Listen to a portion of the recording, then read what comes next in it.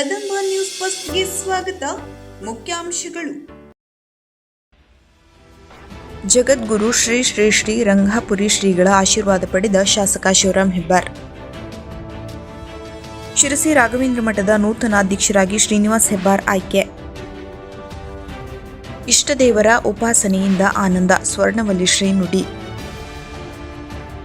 ಸಂಘದ ಹಿರಿಯ ನಿಷ್ಠಾವಂತ ಸದಸ್ಯರನ್ನು ಹಾಗೂ ವರ್ತಕರಿಗೆ ಸನ್ಮಾನ. ದಿವಂಗತ ಶಾಂತಾರಾಮ್ ವಿ ಹೆಗಡೆ ಶೀಗಿಹಳ್ಳಿಯವರಿಗೆ ಪುಷ್ಪ ನಮನ ಸಲ್ಲಿಸಲಾಯಿತು. ಸಮಾಜ ಸೇವೆಗೆ ಸಿದ್ಧಗಂಗಾ ಮಠದ ಡಾಕ್ಟರ್ ಶಿವಕುಮಾರ್ ಸ್ವಾಮೀಜಿಯವರೇ ಪ್ರೇರಣೆ, ಅನಂತಮೂರ್ತಿ. ಶಿಕ್ಷಕರ ಸಂಘದಿಂದ ಪ್ರಕಟಿಸಲಾದ ದಿನದರ್ಶಿಕೆಯನ್ನು ಶಾಸಕ ಶ್ರೀನಿವಾಸ್ ಮಾನೆ ಬಿಡುಗಡೆಗೊಳಿಸಿದರು. ಕಾಳಸಂತೆಯಲ್ಲಿ ಪಡಿತರ, ಕಳಪೆ ಅಕ್ಕಿ ಪೂರೈಕೆ, ಕೈಕಟ್ಟಿ ಕುಳಿತ ಆಹಾರ ಮತ್ತು ನಾಗರಿಕ ಸರಬರಾಜು ಇಲಾಖೆ. ಕೇಂದ್ರ ವಿತ್ತ ಸಚಿವೆ ಶ್ರೀಮತಿ ನಿರ್ಮಲಾ ಸೀತಾರಾಮನ್ ಅವರು ಮಂಡಿಸಿದ 2026-27ನೇ ಸಾಲಿನ ಕೇಂದ್ರ ಬಜೆಟ್. ಜನವರಿ 31ರಂದು ತಾಲೂಕಿನ ಹನುಮಾಪುರದಲ್ಲಿ ಶ್ರೀ ಕಾಳಿಕಾಂಬಾ ಹಿರೇಮಠದಲ್ಲಿ ನಡೆಯುತ್ತಿರುವ ಜಾತ್ರಾ ಮಹೋತ್ಸವ ಹಾಗೂ ಲಿಂಗೈಕ್ಯ ಶ್ರೀ ಶಭ್ರಸದಾನಂದ ಶಿವಾಚಾರ್ಯ ಸ್ವಾಮಿಗಳ 5ನೇ ಪುಣ್ಯಸ್ಮರಣೆ ಪ್ರಯುಕ್ತ ಕಾರ್ಯಕ್ರಮ ಆಯೋಜನೆ ಮಾಡಲಾಗಿತ್ತು. ಈ ಕಾರ್ಯಕ್ರಮದಲ್ಲಿ ಶಾಸಕರಾದ ಶಿವರಾಮ್ ಹೆಬ್ಬಾರ್ ಅವರು ಭಾಗವಹಿಸುವ ಮೂಲಕ ಕಾರ್ಯಕ್ರಮವನ್ನು ಯಶಸ್ವಿಗೊಳಿಸಿದರು. ಅವರು ಶನಿವಾರ ವೀರಶೈವ ಲಿಂಗಾಯತ ಜಗದ್ಗುರುಗಳಾದ ಶ್ರೀ ಶ್ರೀ ಶ್ರೀ ರಂಭಾಪುರಿ ವೀರಸಿಂಹಾಸನ ಮಹಾಸಂಸ್ಥಾನ ಪೀಠದ ಪರಮಪೂಜ್ಯರಾದ ಪ್ರಸನ್ನ ರೇಣುಕಾ ಡಾಕ್ಟರ್ ವೀರಸೋಮೇಶ್ವರ ರಾಜ್ಯಾಧೀಶೇಂದ್ರ ಶಿವಾಚಾರ್ಯ ಭಗವತ್ಪಾದರ ಕಾರ್ಯಕ್ರಮದಲ್ಲಿ ಉಪಸ್ಥಿತರಿದ್ದು ಕಾರ್ಯಕ್ರಮದ ಉದ್ಘಾಟನೆಯನ್ನು ನೆರವೇರಿಸಿ ತದನಂತರ ಪರಮಪೂಜ್ಯರ ಆಶೀರ್ವಾದ ಪಡೆದರು. ಈ ಸಂದರ್ಭದಲ್ಲಿ ವೀರಶೈವ ಲಿಂಗಾಯತ ಮುಖಂಡರು, ಹಿರಿಯ ಕಾಂಗ್ರೆಸ್ ಮುಖಂಡ ಕೃಷ್ಣ ಹಿರೇಹಳ್ಳಿ, ಹೆಬ್ಬಾರ್ ಅಭಿಮಾನಿಗಳು, ಕಾರ್ಯಕರ್ತರು, ಸಾರ್ವಜನಿಕರು ಸೇರಿದಂತೆ ಅನೇಕರು ಉಪಸ್ಥಿತರಿದ್ದರು. ಹಾರ್ದಿಕ ಅಭಿನಂದನೆಗಳು. ಸಾಮಾಜಿಕ, ಧಾರ್ಮಿಕ, ಶೈಕ್ಷಣಿಕ, ಸಹಕಾರಿ ಮತ್ತು ಪರಿಸರ ನೈರ್ಮಲ್ಯದ ಕಾಳಜಿಯ ಕಾರ್ಯಗಳಲ್ಲಿ ತನು ಮನ ಧನ ಪೂರ್ವಕ ತಮ್ಮನ್ನು ತೊಡಗಿಸಿಕೊಂಡಿರುವ ಮಹಾದಾನಿಗಳು, ಬಡ ಜನರ ಕಷ್ಟಕ್ಕೆ ನೆರವಾಗುವ ಆಪತ್ ಬಾಂಧವರು, ಅವೆಷ್ಟೋ ಜಲಮೂಲಗಳನ್ನು ಪುನರುಜ್ಜೀವನಗೊಳಿಸುವ ಮೂಲಕ ಕೆರೆ ಹೆಬ್ಬಾರರು ಎಂದೇ ಅಭಿಧಾನ ಹೊಂದಿದ ಜನ ಜಾನುವಾರು ಪರ ಕಳಕಳಿಯುಳ್ಳ ಬಂದು ನಮ್ಮ ಮಠದ ಅಭಿವೃದ್ಧಿಯಲ್ಲಿ ದೊಡ್ಡ ಶಕ್ತಿಯಾಗಿ ನಿಂತಿರುವ ಪುರೋಗಾಮಿಗಳಾದ ಶ್ರೀ ಶಿವರಾಮ್ ಹೆಬ್ಬಾರ್ ಅವರು ನಮ್ಮ ಸಮಿತಿಯ ಅಧ್ಯಕ್ಷರಾಗಿ ಮತ್ತು ಅನುಭವಿಗಳು, ದಾನಿಗಳು, ಉದಾತ್ತ ಚಿಂತನೆಯುಳ್ಳವರು ಆದ ಶ್ರೀ ಈಶ್ವರ್ ಎಂ ಹೆಗಡೆ ಅವರು ಉಪಾಧ್ಯಕ್ಷರಾಗಿ ಸರ್ವಾನುಮತದಿಂದ ಆಯ್ಕೆಯಾಗಿದ್ದು ಇವರನ್ನು ಹಾರ್ದಿಕವಾಗಿ ಅಭಿನಂದಿಸುತ್ತಾ ಶ್ರೀ ಶ್ರೀನಿವಾಸ್ ಹೆಬ್ಬಾರರ ನೇತೃತ್ವದಲ್ಲಿ ಮಠದ ಅಭಿವೃದ್ಧಿಯ ನೂತನ ಅಧ್ಯಾಯ ಆರಂಭವಾಗಲೆಂದು ಆಶಿಸಿ ಶುಭ ಹಾರೈಸುತ್ತೇವೆ. ಕಾರ್ಯದರ್ಶಿಗಳು ಕಮಲಾಕರ್ ವಿ ಭಟ್, ಕೋಶಾಧಿಕಾರಿಗಳು ಅರವಿಂದ್ ಪೈ ಹಾಗೂ ಸಹ ಕಾರ್ಯದರ್ಶಿ ಅನಿಲ್ ಜಿ ಗಾಂವ್ಕರ್. ಸದಸ್ಯರುಗಳಾದ ಗಣಪತಿ ಎನ್ ಶೇಟ್ ಕಾಗೇರಿ, ರವಿ ವಾಮನರಾವ್ ದೇವ್ ಬೆಳಲೆ, ರಾಘವೇಂದ್ರ ಪಿ ಆನವಟ್ಟಿ, ಗಿರಿಧರ್ ವಾಮನ ಕಾಮತ್, ನಾಗೇಶ್ ಶೇಷಗಿರಿ ಕಾಮತ್, ಭಾಸ್ಕರ್ ಎನ್ ಶೇಟ್, ಅಜಿತ್ ಪರ್ವತೀಕರ್, ಉದಯ್ ಲಾಡ್, ನವೀನ್ ಶೆಟ್ಟಿ ಚಿಪಗಿ, ರಾಮನಾಥ್ ಎನ್ ಶಾನ್ಭಾಗ್, ಪ್ರಕಾಶ್ ಎಸ್ ವರ್ಣಿಕರ್, ಸಿಬ್ಬಂದಿ ವರ್ಗ ಹಾಗೂ ಅರ್ಚಕರು ಶ್ರೀ ರಾಘವೇಂದ್ರ ಸೇವಾ ಸಮಿತಿ ಶಿರಸಿ, ಉತ್ತರ ಕನ್ನಡ. ಶಿರಸಿಯ ಶ್ರೀ ರಾಘವೇಂದ್ರ ಮಠದ ನೂತನ ಅಧ್ಯಕ್ಷರಾಗಿ ಶ್ರೀನಿವಾಸ್ ಹೆಬ್ಬಾರ್ ಅವರು ಆಯ್ಕೆಯಾಗಿದ್ದಾರೆ. ಹಾಗೆಯೇ ಉಪಾಧ್ಯಕ್ಷರಾಗಿ ಐಎಂ ಹೆಗಡೆ ಅವರು ಆಯ್ಕೆಯಾಗಿರುತ್ತಾರೆ. ಶ್ರೀ ರಾಘವೇಂದ್ರ ಮಠವು ಅತಿ ಹೆಚ್ಚು ಅಭಿವೃದ್ಧಿಯಾಗುತ್ತಿರುವುದರಲ್ಲಿ ಬೆನ್ನೆಲುಬಾಗಿ ನಿಂತಿರುವ ಶ್ರೀನಿವಾಸ್ ಹೆಬ್ಬಾರ್ ಈ ಹಿಂದೆ ನಡೆದ ಆರಾಧನಾ ಮಹೋತ್ಸವಕ್ಕೆ ಬಂದಂತಹ 15,000ಕ್ಕೂ ಹೆಚ್ಚು ಜನ ಭಕ್ತಾದಿಗಳಿಗೆ ಮಠದಲ್ಲಿ ಶ್ರೀ ರಾಘವೇಂದ್ರ ಸ್ವಾಮಿಯ ದರ್ಶನಕ್ಕೆ ಹಾಗೂ ಅನ್ನಪ್ರಸಾದಕ್ಕೆ ಯಾವುದೇ ತೊಂದರೆಯಾಗದಂತೆ ವ್ಯವಸ್ಥೆ ಮಾಡಿಸಿದ ಹೆಗ್ಗಳಿಕೆ ಅವರದು. ಇಂದು ಶ್ರೀನಿವಾಸ್ ಹೆಬ್ಬಾರ್ ಅಧ್ಯಕ್ಷರಾಗಿ ಆಯ್ಕೆಯಾಗಿದ್ದು ಶ್ರೀ ರಾಘವೇಂದ್ರ ಮಠ ಇನ್ನೂ ಹೆಚ್ಚಿನ ಅಭಿವೃದ್ಧಿ ಕಾಣಲಿ ಎಂದು ಭಕ್ತರು ಸಂತಸ ವ್ಯಕ್ತಪಡಿಸಿ ಆಶೀರ್ವದಿಸಿದ್ದಾರೆ. ಹಾರ್ದಿಕ ಅಭಿನಂದನೆಗಳು. ಶಿರಸಿಯ ಪ್ರತಿಷ್ಠಿತ ಶ್ರೀ ರಾಘವೇಂದ್ರ ಸ್ವಾಮಿ ಮಠದ ಅಭಿವೃದ್ಧಿಗಾಗಿ ತಮ್ಮನ್ನು ಸಂಪೂರ್ಣವಾಗಿ ತೊಡಗಿಸಿಕೊಂಡು ಅಭಿವೃದ್ಧಿ ಪಥದತ್ತ ಕೊಂಡೊಯ್ಯುತ್ತಿರುವ ಶ್ರೀ ಶ್ರೀನಿವಾಸ್ ಹೆಬ್ಬಾರ್ ಅವರು ಶ್ರೀ ರಾಘವೇಂದ್ರ ಸ್ವಾಮಿಗಳ ಆಶೀರ್ವಾದದಿಂದ ಆಡಳಿತ ಮಂಡಳಿಯ ಅಧ್ಯಕ್ಷ ಸ್ಥಾನಕ್ಕೆ ಹಾಗೂ ಶ್ರೀ ಈಶ್ವರ್ ಎಂ ಹೆಗಡೆಯವರು ಉಪಾಧ್ಯಕ್ಷರಾಗಿದ್ದು ಮಂಡಳಿಯ ಸದಸ್ಯನಾಗಿ ನನಗೆ ಅತೀವ ಸಂತೋಷ ತಂದಿದೆ. ಮುಂದಿನ ದಿನಗಳಲ್ಲಿ ಅವರ ಮುಂದಾಳತ್ವದಲ್ಲಿ ಶ್ರೀ ರಾಘವೇಂದ್ರ ಸ್ವಾಮಿ ಮಠವು ಅತಿ ಹೆಚ್ಚು ಅಭಿವೃದ್ಧಿ ಕಾಣಲಿದೆ ಎಂದು ಆಶಿಸುತ್ತಾ ಅವರಿಗೆ ಹೃದಯಪೂರ್ವಕ ಅಭಿನಂದನೆಗಳು. ಶುಭ ಕೋರುವವರು ನವೀನ್ ಶೆಟ್ಟಿ ಚಿಪಗಿ, ಅಧ್ಯಕ್ಷರು ಚುನಾಯಿತ ಗ್ರಾಮ ಪ್ರತಿನಿಧಿಗಳ ಒಕ್ಕೂಟ ಶಿರಸಿ. ಪ್ರತಿಯೊಬ್ಬರು ಧರ್ಮಾಚರಣೆ ಸಹಿತ ಕರ್ಮ ಮಾಡಬೇಕು ಎಂದು ಸೋಂದಾ ಸ್ವರ್ಣವಲ್ಲಿ ಮಹಾಸಂಸ್ಥಾನದ ಮಠಾಧೀಶ ಶ್ರೀಮದ್ ಜಗದ್ಗುರು ಶಂಕರಾಚಾರ್ಯ ಶ್ರೀ ಗಂಗಾಧರೇಂದ್ರ ಸರಸ್ವತಿ ಮಹಾಸ್ವಾಮೀಜಿ ನುಡಿದರು. ಶನಿವಾರ ಅವರು ನಗರದ ಯೋಗ ಮಂದಿರದಲ್ಲಿ ನಡೆದ 29ನೇ ವರ್ಷದ ವಾರ್ಷಿಕೋತ್ಸವ ವಿವಿಧ ಧಾರ್ಮಿಕ ಕಾರ್ಯಕ್ರಮದಲ್ಲಿ ಸಾನ್ನಿಧ್ಯ ನೀಡಿ ಆಶೀರ್ವಚನ ನುಡಿದರು. ಮನೆಯಲ್ಲಿ ಮನೆ ಧರ್ಮ, ರಾಷ್ಟ್ರದಲ್ಲಿ ರಾಷ್ಟ್ರಧರ್ಮ, ಸಮಾಜದಲ್ಲಿ ಸಮಾಜ ಧರ್ಮ ಮೂಲಕ ಕರ್ಮ ನಡೆಸಬೇಕು ಎಂದ ಶ್ರೀಗಳು ಸಂತ ಪ್ರವಾಹದ ಮೂಲಕ ಗಂಗೋತ್ರಿ ಶಂಕರ ಭಗವತ್ಪಾದರಾದರು. ಯೋಗ ಮಂದಿರದಲ್ಲಿ ಸ್ಥಾಪಿಸಿದ ಬಳಿಕ ಅನೇಕ ರೋಮಾಂಚನ ಅನುಭವಗಳು ಆಗುತ್ತಿವೆ ಎಂದರು. ಶಂಕರ ಭಗವತ್ಪಾದರ ಬಗ್ಗೆ ಇಡೀ ಜಗತ್ತಿನಲ್ಲಿ ಮಹತ್ತರ ಸ್ಥಾನವಿದೆ. ಅವರ ಸಮನ್ವಯ ಸಿದ್ಧಾಂತ ಬಹು ಪ್ರಮುಖವಾದದ್ದು.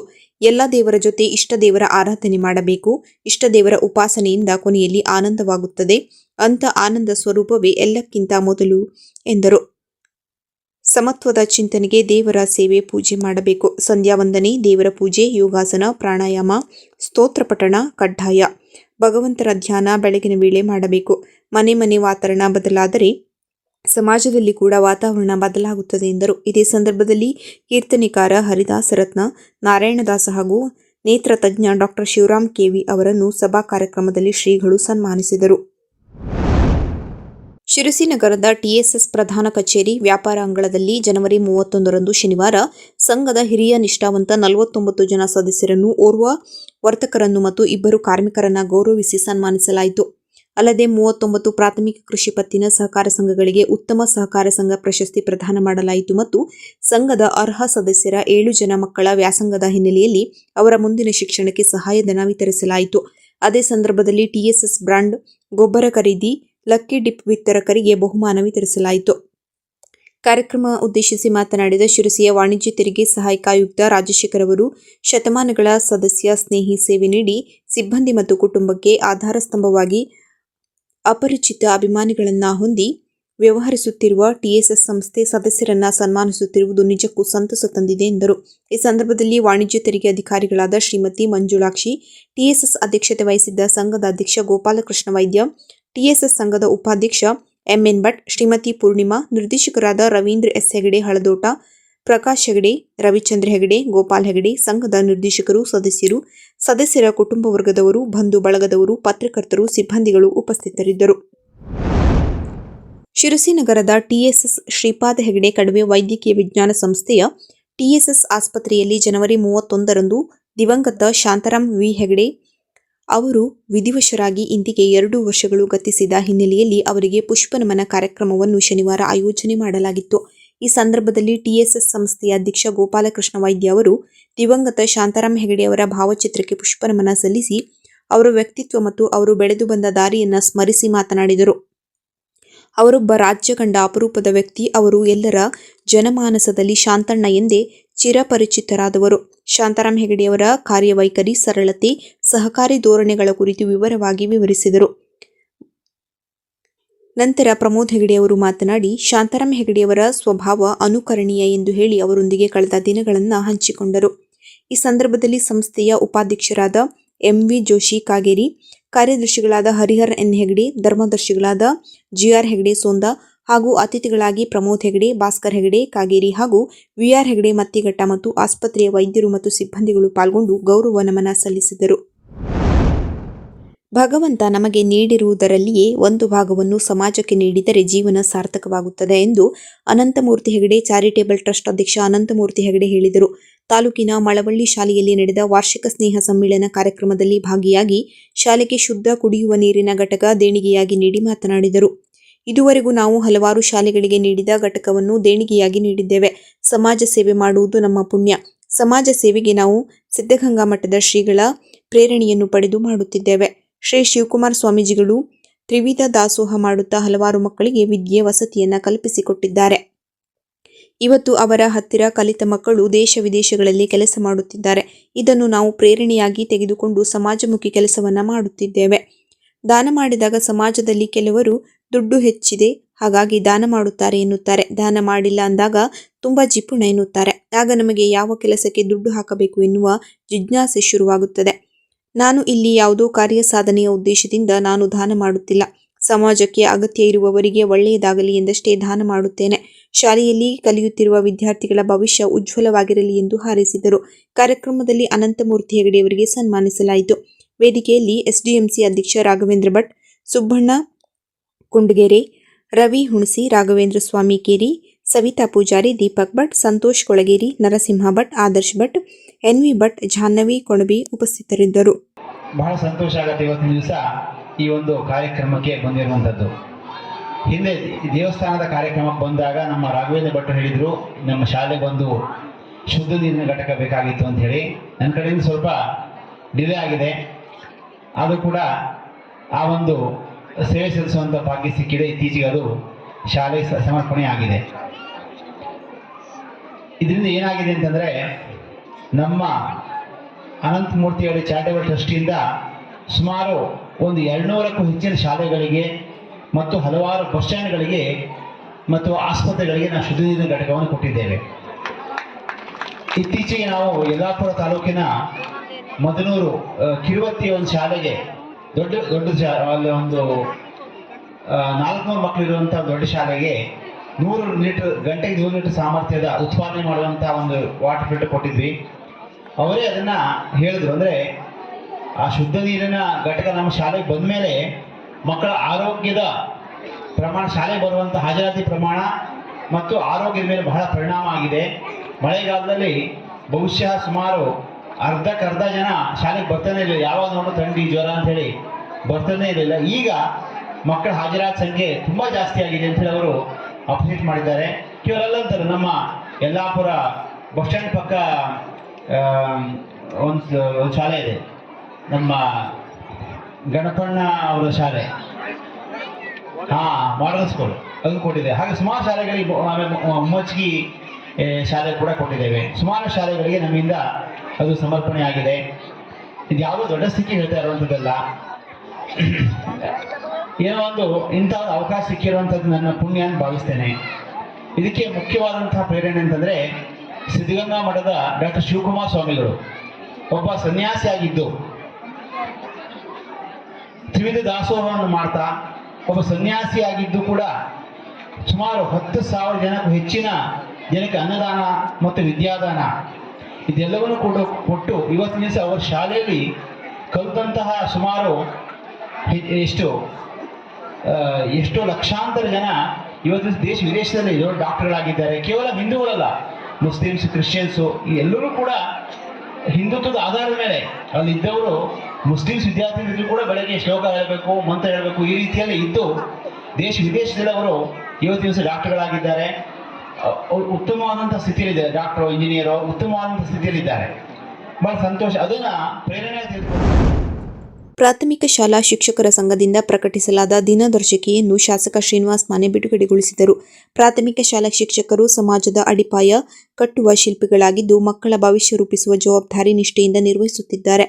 ಶಿಕ್ಷಕರ ಶ್ರಮ, ತ್ಯಾಗ, ಸೇವಾ ಭಾವನೆ ಸಮಾಜದ ಪ್ರಗತಿಯ ಅಗತ್ಯ ಎಂದು ಹೇಳಿದ ಶಾಸಕ ಮಾನೆ, ದಿನದರ್ಶಿಕೆ ಪ್ರಮುಖ ವಿಷಯ ಮಾಹಿತಿಗಳನ್ನು ಒಳಗೊಂಡಿದ್ದು ಉಪಯುಕ್ತವಾಗಿದೆ ಎಂದು ಪ್ರಶಂಸಿಸಿದರು. ಸಂಘದ ತಾಲೂಕಾಧ್ಯಕ್ಷ ಸಿಜಿ ಪಾಟೀಲ್, ಪ್ರಧಾನ ಕಾರ್ಯದರ್ಶಿ ಮಕ್ಬೂಲ್ ಲಿಂಗದಹಳ್ಳಿ, ಜಿಲ್ಲಾ ಪ್ರಧಾನ ಕಾರ್ಯದರ್ಶಿ ಬಿಎಸ್ ಚೆಲ್ಲಾಳ, ಪದಾಧಿಕಾರಿಗಳಾದ Vijayendra Yatnalli, M S Hegde Badigera, M B Odeyar, M A Jagirdar, Paramesh Chikkalli, N S Mushappanavar, Anita Kittur, Mahabaleshwar K, Manjunath Gantera, S K Doddamani, N V Agasanahalli, S R Vaddar, P Y Guddala, Umesh Angadi, Vageesh Aradhyamath, Nirmala Mattur, Sandhya Bhandari, Pavitra Karadagi, H V Kathibha, K M Pala, S T Chakrasali, Anil Kumarji, S V Kantennanavar, Shirin Gudiyala ಸೇರಿದಂತೆ ಇತರರು ಹಾಜರಿದ್ದರು. ಇದು ಕದಂಬ ನ್ಯೂಸ್ ಫಸ್ಟ್ ವಿಶೇಷ ವರದಿ.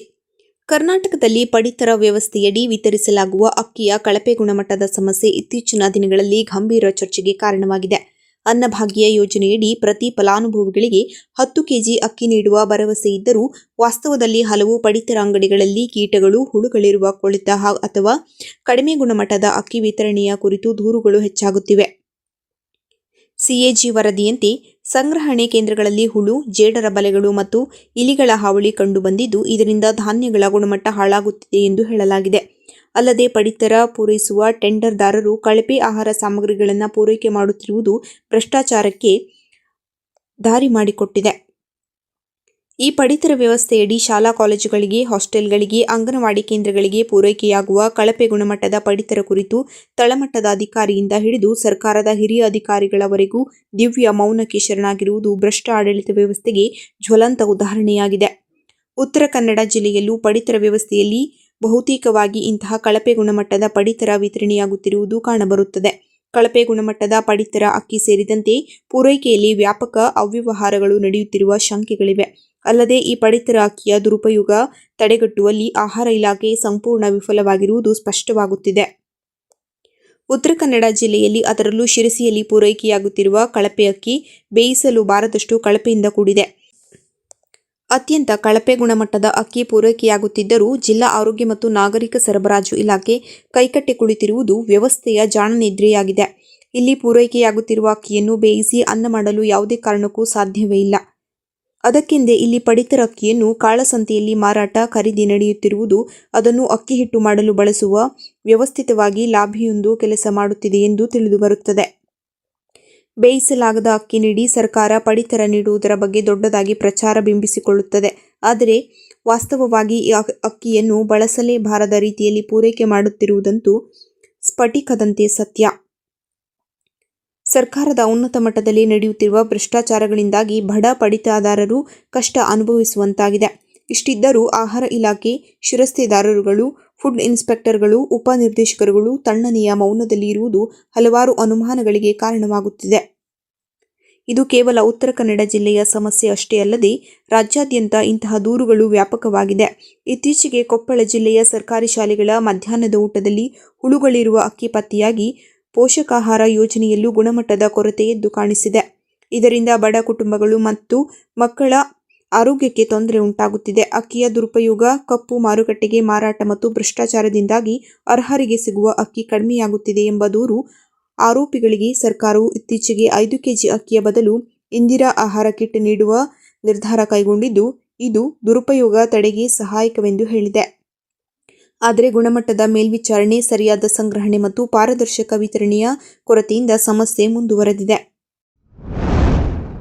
ಕೇಂದ್ರ ವಿತ್ತ ಸಚಿವೆ ಶ್ರೀಮತಿ ನಿರ್ಮಲಾ ಸೀತಾರಾಮನ್ ಅವರು ಮಂಡಿಸಿದ 2026-27ನೇ ಸಾಲಿನ ಕೇಂದ್ರ ಬಜೆಟ್ ಮಾನ್ಯ ಪ್ರಧಾನಮಂತ್ರಿ ಶ್ರೀ ನರೇಂದ್ರ ಮೋದಿಯವರ ನೇತೃತ್ವದಲ್ಲಿ ದೇಶವನ್ನು ವಿಕಸಿತ ಭಾರತದ ದಿಕ್ಕಿನಲ್ಲಿ ವೇಗವಾಗಿ ಕೊಂಡೊಯ್ಯುವ ದೃಢ ನೀತಿ ನಿರ್ಧಾರಗಳ ಪ್ರತಿಬಿಂಬವಾಗಿದೆ. ಜಾಗತಿಕ ಆರ್ಥಿಕ ಅಸ್ಥಿರತೆ, ಯುದ್ಧ ಮತ್ತು ಮಾರುಕಟ್ಟೆಯ ಅನಿಶ್ಚಿತತೆಗಳ ನಡುವೆಯೂ ಭಾರತವು ಸತತವಾಗಿ ಸುಮಾರು 7% ಆರ್ಥಿಕ ಬೆಳವಣಿಗೆಯನ್ನು ಸಾಧಿಸುವುದು ಮೋದಿ ಸರ್ಕಾರದ ದೃಢ ಆರ್ಥಿಕ ನಿರ್ವಹಣೆಯ ಫಲವಾಗಿದೆ. ಇಂತಹ ಸಂದರ್ಭದಲ್ಲಿ ಮಂಡಿಸಲಾದ ಕೇಂದ್ರ ಬಜೆಟ್ ದೇಶದ ಜನತೆಯಲ್ಲಿ ಭರವಸೆ ಮತ್ತು ವಿಶ್ವಾಸವನ್ನು ಮತ್ತಷ್ಟು ಬಲಪಡಿಸಿದೆ. ವಿತ್ತೀಯ ಶಿಸ್ತು ಕಾಪಾಡುತ್ತದೆ. ವಿತ್ತೀಯ ಕೊರತೆಯನ್ನು ಬಿಜೆಪಿಯ 4.3% ಇಳಿಸುವ ಗುರಿ ಹೊಂದಿರುವುದು ಸರ್ಕಾರದ ಹೊಣೆಗಾರಿಕೆಯನ್ನು ತೋರಿಸುತ್ತದೆ. ಜೊತೆಗೆ ಮಧ್ಯಮ ವರ್ಗದ ಸಬಲೀಕರಣಕ್ಕಾಗಿ 12 ಲಕ್ಷದವರೆಗೆ ಶೂನ್ಯ ಆದಾಯ ತೆರಿಗೆ ಸೌಲಭ್ಯ ಮುಂದುವರಿಸುವುದು ಜನಪರ ಆಡಳಿತದ ಸ್ಪಷ್ಟ ಉದಾಹರಣೆಯಾಗಿದೆ. ಕೃಷಿ, ಗ್ರಾಮೀಣಾಭಿವೃದ್ಧಿ, ಎಂಎಸ್ಎಂಇ, ಉದ್ಯೋಗ ಸೃಷ್ಟಿ, ಕೌಶಲ್ಯಾಭಿವೃದ್ಧಿ, ಶಿಕ್ಷಣ, ಮಹಿಳಾ ಸಬಲೀಕರಣ ಹಾಗೂ ಸಾಮಾಜಿಕ ನ್ಯಾಯಕ್ಕೆ ಈ ಬಜೆಟ್ ವಿಶೇಷ ಒತ್ತು ನೀಡಿದೆ. ರೈತರ ಆದಾಯ ಹೆಚ್ಚಿಸುವುದು, ಯುವಕರಿಗೆ ಉದ್ಯೋಗಾವಕಾಶ ಕಲ್ಪಿಸುವುದು ಮತ್ತು ಮಹಿಳೆಯರನ್ನು ಆರ್ಥಿಕವಾಗಿ ಸ್ವಾವಲಂಬಿಯಾಗಿಸುವ ನಿಟ್ಟಿನಲ್ಲಿ ಘೋಷಿಸಲಾದ ಯೋಜನೆಗಳು ಭವಿಷ್ಯಮುಖಿ ಭಾರತದ ಬಲವಾದ ಅಡಿಪಾಯವಾಗಿದೆ. ಸಮಗ್ರ ಅಭಿವೃದ್ಧಿಗೆ ದಾಖಲೆಯ ಮಟ್ಟದ ಬಂಡವಾಳ ವೆಚ್ಚ ಹಂಚಿಕೆ ಮಾಡುವ ಮೂಲಕ ಸ್ವಾವಲಂಬಿ ಭಾರತ ನಿರ್ಮಾಣದ ಸಂಕಲ್ಪವನ್ನು ಈ ಬಜೆಟ್ ಮತ್ತೊಮ್ಮೆ ದೃಢಪಡಿಸಿದೆ. ಒಟ್ಟಾರೆಯಾಗಿ ತುಷ್ಟೀಕರಣದ ರಾಜಕಾರಣದಿಂದ ದೂರವಿದ್ದು ಜನಮಾನ್ಯರ ಆಶೋತ್ತರಗಳನ್ನು ಕೇಂದ್ರವಾಗಿ ಇರಿಸಿಕೊಂಡಿರುವ ಈ ಬಜೆಟ್ ದೇಶದ ಪ್ರಗತಿಗೆ ಇನ್ನಷ್ಟು ವೇಗ ನೀಡುವ ಸಾಮರ್ಥ್ಯ ಹೊಂದಿದೆ. 2047ರ ವಿಕಸಿತ ಭಾರತದ ಗುರಿಯತ್ತ ಇರಿಸಿದ ಮತ್ತೊಂದು ದಿಟ್ಟ ಹೆಜ್ಜೆಯಾದ ಈ ಬಜೆಟ್ ಅನ್ನು ಸ್ವಾಗತಿಸುತ್ತಾ ಸನ್ಮಾನ್ಯ ಪ್ರಧಾನಮಂತ್ರಿ ಶ್ರೀ ನರೇಂದ್ರ ಮೋದಿಜಿ ಹಾಗೂ ಮಾನ್ಯ ವಿತ್ತ ಸಚಿವರಾದ ಶ್ರೀಮತಿ ನಿರ್ಮಲಾ ಸೀತಾರಾಮನ್ಜಿ ಅವರಿಗೆ ಅಭಿನಂದನೆಗಳನ್ನು ಹಾಗೂ ಧನ್ಯವಾದಗಳನ್ನು ತಿಳಿಸುತ್ತೇನೆ. ಜಿಲ್ಲಾ ಪ್ರಧಾನ ಕಾರ್ಯದರ್ಶಿ ಬಿಜೆಪಿ ಉತ್ತರ ಕನ್ನಡ ಗುರುಪ್ರಸಾದ್ ಹೆಗಡೆ, ಹರ್ತೆಬೈಲ್. ಕೊನೆಯಲ್ಲಿ ಮತ್ತೊಮ್ಮೆ ಮುಖ್ಯಾಂಶಗಳು. ಜಗದ್ಗುರು ಶ್ರೀ ಶ್ರೀ ಶ್ರೀ ರಂಗಾಪುರಿ ಶ್ರೀಗಳ ಆಶೀರ್ವಾದ ಪಡೆದ ಶಾಸಕ ಶಿವರಾಮ್ ಹೆಬ್ಬಾರ್. ಶಿರಸಿ ರಾಘವೇಂದ್ರ ಮಠದ ನೂತನ ಅಧ್ಯಕ್ಷರಾಗಿ ಶ್ರೀನಿವಾಸ್ ಹೆಬ್ಬಾರ್ ಆಯ್ಕೆ. ಇಷ್ಟದೇವರ ಉಪಾಸನೆಯಿಂದ ಆನಂದ. ಸ್ವರ್ಣವಲ್ಲಿ ಶ್ರೀ ನುಡಿ. ಸಂಘದ ಹಿರಿಯ ನಿಷ್ಠಾವಂತ ಸದಸ್ಯರನ್ನು ಹಾಗೂ ವರ್ತಕರಿಗೆ ಸನ್ಮಾನ. ದಿವಂಗತ ಶಾಂತಾರಾಮ್ ವಿ ಹೆಗಡೆ ಶೀಗಿಹಳ್ಳಿಯವರಿಗೆ ಪುಷ್ಪನಮನ ಸಲ್ಲಿಸಲಾಯಿತು. ಸಮಾಜ ಸೇವೆಗೆ ಸಿದ್ಧಗಂಗಾ ಮಠದ ಡಾಕ್ಟರ್ ಶಿವಕುಮಾರ್ ಸ್ವಾಮೀಜಿಯವರೇ ಪ್ರೇರಣೆ. ಅನಂತಮೂರ್ತಿ. ಶಿಕ್ಷಕರ ಸಂಘದಿಂದ ಪ್ರಕಟಿಸಲಾದ ದಿನದರ್ಶಿಕೆಯನ್ನು ಶಾಸಕ ಶ್ರೀನಿವಾಸ್ ಮಾನೆ ಬಿಡುಗಡೆಗೊಳಿಸಿದರು. ಕಾಳಸಂತಿಯಲ್ಲಿ ಪಡಿತರ, ಕಳಪೆ ಅಕ್ಕಿ ಪೂರೈಕೆ, ಕೈಕಟ್ಟಿ ಕುಳಿತ ಆಹಾರ ಮತ್ತು ನಾಗರಿಕ ಸರಬರಾಜು ಇಲಾಖೆ. ಕೇಂದ್ರ ವಿತ್ತ ಸಚಿವೆ ಶ್ರೀಮತಿ ನಿರ್ಮಲಾ ಸೀತಾರಾಮನ್ ಅವರು ಮಂಡಿಸಿದ 2026-27ನೇ ಸಾಲಿನ ಕೇಂದ್ರ ಬಜೆಟ್.